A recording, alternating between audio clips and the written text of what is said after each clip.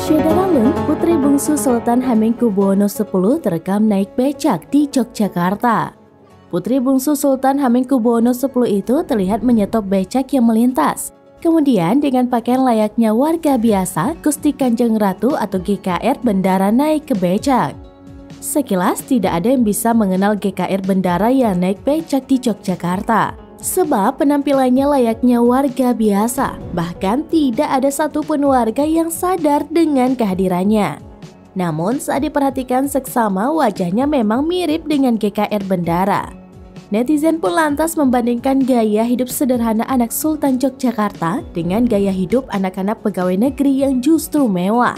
Diketahui GKR Bendara yang sebelumnya bernama Gusti Raden Ajeng Nurastuti Wijareni adalah putri bungsu atau anak kelima dari pasangan Sri Sultan Hamengkubuwono X dan GKR Hemas.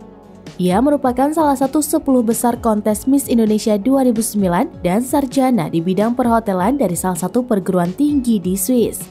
Saat ini usia GKR Bendara ialah 36 tahun.